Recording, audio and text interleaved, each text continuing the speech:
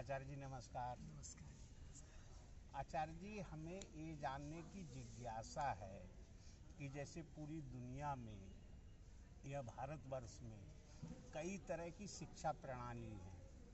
उदाहरण के तौर पे एक अंग्रेजी शिक्षा प्रणाली है, एक राज्यों की अलग अपनी भाषा में प्रणाली है, धर्म के हिसाब से जैसे मदरसा हैं, मिशनरी क्रिश्चियन के लिए हैं।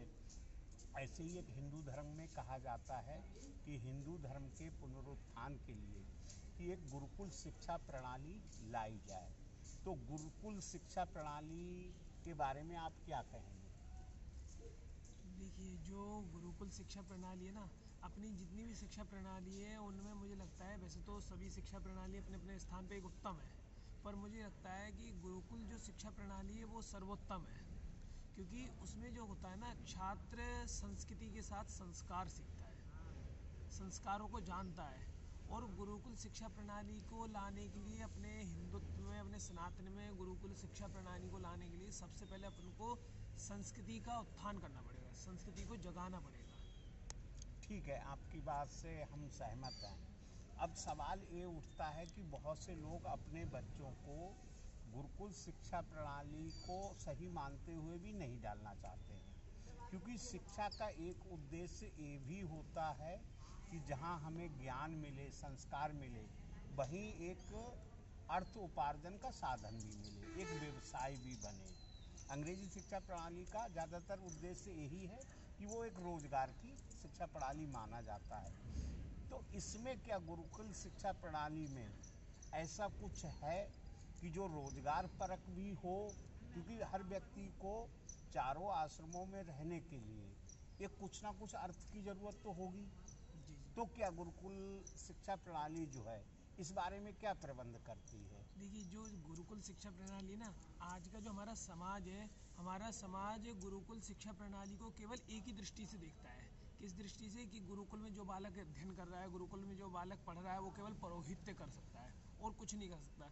पर उसको ही थोड़ा अगर परिवर्तन करके देखा जाए ना, तो वो आज के समय, क्योंकि मैं भी गुरुकुल से अध्ययनगत छात्र हूँ, मैंने भी गुरुकुल से पढ़ाई करी है, तो गुरुकुल शिक्षा प्रणाली में आज के समय अगर बालक गुरुकुल से पढ़ने के बाद आगे पढ़ना चाहे, शास्त्री, आचार्य और बीएड इत्यादि करना चाहे उसी संस्कृति से, तो आज हमारे भारत में कितने कॉलेज हैं, संस्कृति कॉलेज हैं, उनमें टीचर के पद हैं, प्रोफेसर के पद हैं।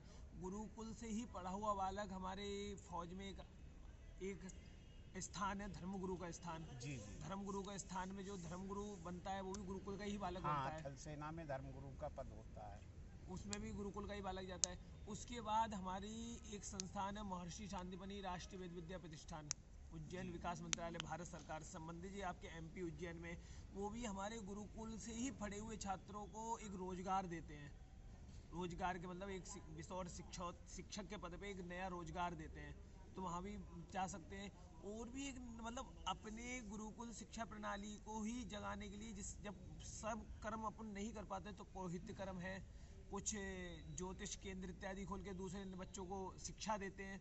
तो ऐसा नहीं है इसमें रोजगार नहीं है, इसमें भी रोजगार है, पर व्यक्ति इसको केवल एक ही दृष्टिकोण से देखता है, केवल पौरोहित्य, उसके आगे अगर बढ़ता हम नहीं है। ये माने कि इससे जो गुरुकुल शिक्षा प्रणाली से जो हमें रोजगार मिलेगा, एक तो एक पुरोहितगिरी है, जी। हालांकि उसको भी खराब नहीं माना नहीं जा नहीं सकता नहीं। है। हमारे जो मठ हैं, तिरुपति हो चाहे साईं धाम हो, उनके पुरोहित तो हम समझते हैं कि इतना एक उनका वेतन होगा या इतना उनको दान पुण्य मिलता होगा कि आदमी सरकारी आईएएस अधिकारी पीसीएस भी नहीं कर कमा पाए। सकता है या जो बिल्कुल उन्हें सम्मान मिलता है। बिल्कुल बिल्कुल। क्या गुरुकुल शिक्षा प्रणाली में ऐसा कुछ है कि कोई व्यक्ति कि इस धार्मिक व्यवसाय से अलग हटके, लाइक इंजीनियरिंग सेवा है या चिकित्सा व्यवसाय है, क्या उस इसमें कुछ ऐसी पढ़ाई है कि व्यक्ति उस क्षेत्र में भी आगे जाके जी जा सकता है? बिल्कुल।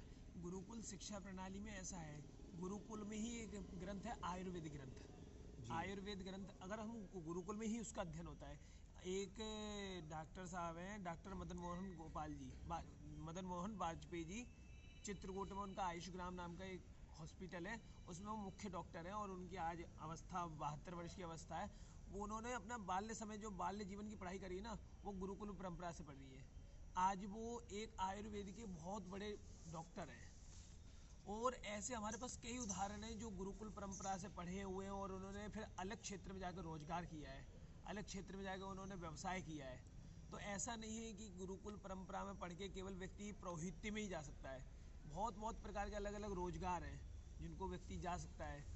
और गुरुकुल परंपरा से संस्कृति से अध्ययन करने के बाद अब आपके आपके उदाहरण तौर पे आपके संभल के जो इस समय जिलाधिकारी महोदय हैं, वो भी एक गुरुकुल परंपरा से पढ़ के आज IAS पद पे आ रखे हैं।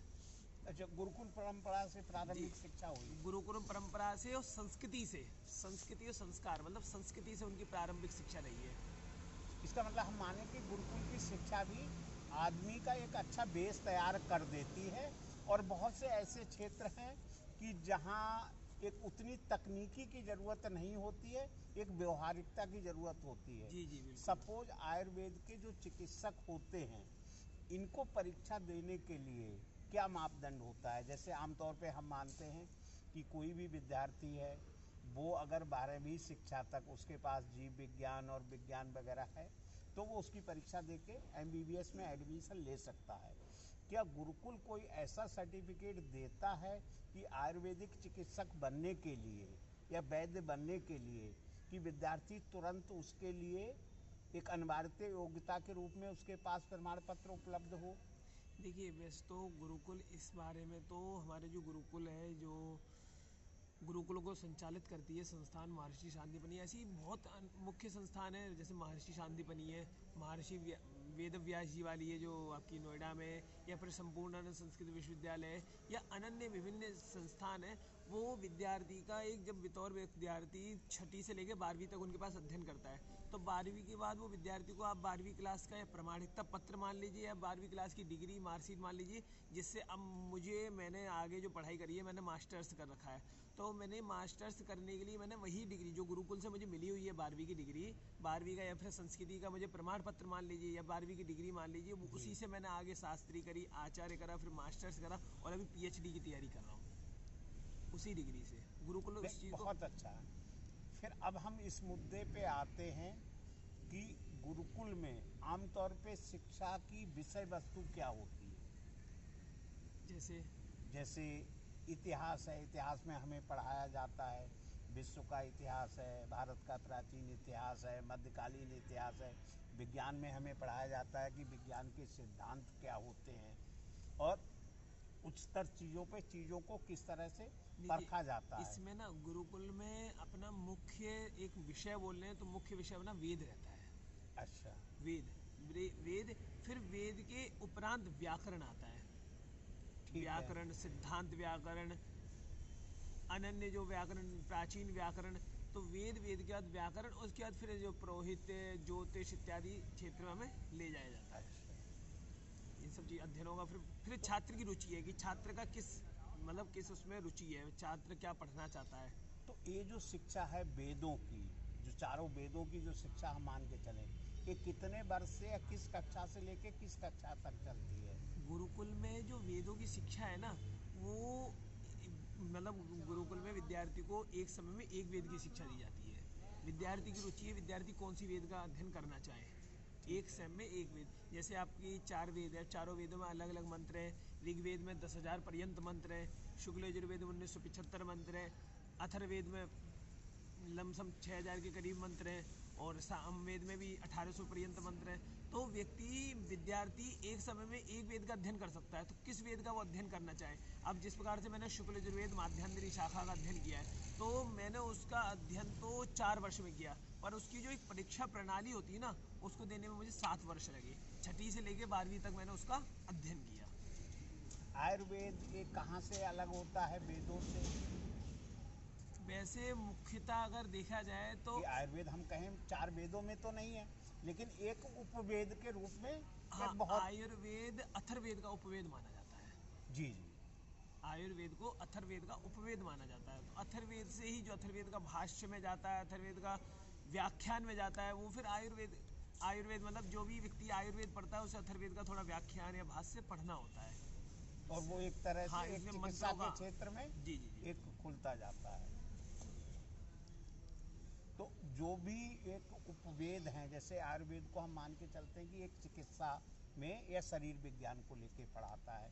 ऐसे ही उपवेद हैं जैसे गंधर्व वेद, धनुर्वेद, तो इनमें किस विषय विशेष की शिक्षा दी जाती है? देखिए, हर वेद में एक अपना अपना वो है। अब जैसे ऋग्वेद का जो वेद है, ऋग्वेद का जो वेद, उसमें उपासना के बारे में, उपासना क्या है, ठीक है। ठीक है। यजुर्वेद का उपवेद है, उसमें बताया गया कर्मकांड, पुरोहित्य क्या है, कर्मकांड की शिक्षा क्या है।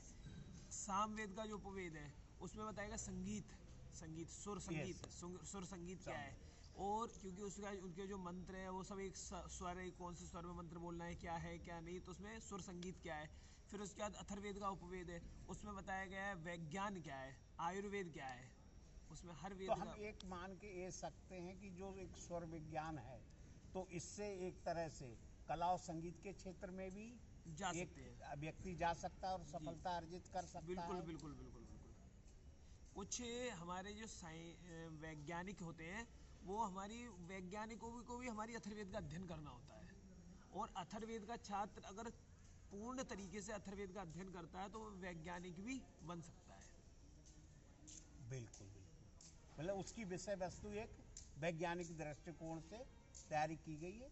लोग शायद जानते नहीं हैं, तो एक अल्प ज्ञान या अज्ञानी के रूप में इन चीज़ों के महत्व को जो नहीं जानते। आज के समय का छात्र होता है ना, आज के समय छात्र एक ऋचाओं पर रुक जाता है। मंत्र पढ़ लिए, मंत्रों का अध्ययन कर लिया, ऋचाओं का अध्ययन कर दिया, तो ऋचाओं पे अलम कर दिया, बस कर दिया।